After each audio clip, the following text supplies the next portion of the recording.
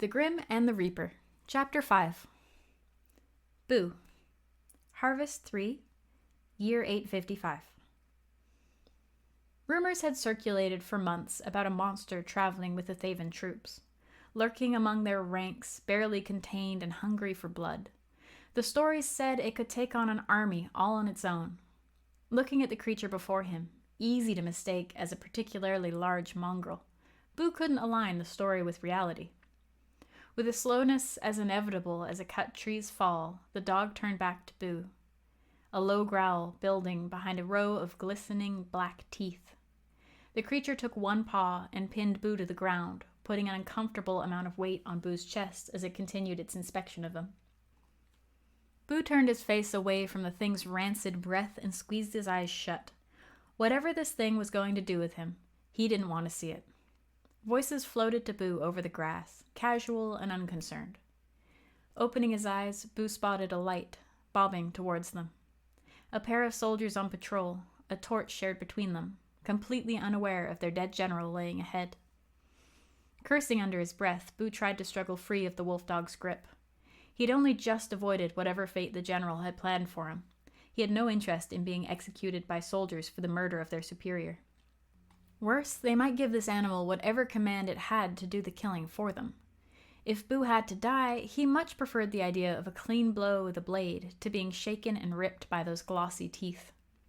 The wolf dog decided to let him sit up, using the opportunity to give the other side of Boo a thorough sniffing too. Boo did his best to ignore the beast, hoping that if it hadn't attacked him yet, it wasn't planning on doing it at all. Squatting by the general's head, he took 2 fistfuls of the corpse's uniform and hauled. He budged the body by a foot or 2 before exhaustion rushed back into him from wherever it had gone. Grip faltering, Boo slipped, landing heavily in the grass, face growing hot with anger and shame. Boo glared at the body of the general. This was his fault. Boo had just been minding his own business until this man brought his troops to Red Birch. Boo would have been taken to be with the other villagers if this man hadn't stopped his escort. He would be cozy in the sawmill basement if the general hadn't decided to do whatever he'd been going to do. Eyes growing heavy as his bruises reasserted themselves, Boo watched the torch bob closer and wished the stupid body would just get up and hide itself. He giggled at the image, the edge of desperate hysteria bubbling out of him. He had just enough time to wonder if madness was a symptom of something before the corpse moved. It trembled, spasmed, then brought its arms together under its chest, pushing itself onto its hands and knees.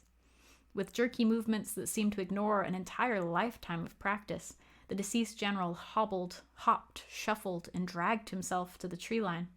A few steps in, the body toppled unceremoniously into a bush, its boots sticking up above the leaves. The wolf dog stared at the departed, then back at Boo, brow bunched with confusion. The animal's nose twitched as it sampled the air where the general had stood, daintily at first, with each breath growing in intensity. It followed its nose back to Boo, once again prodded him urgently as it smelled every inch of him, whining all the while. Boo blinked dumbly after the general, ignoring the dog as the soldiers came upon him.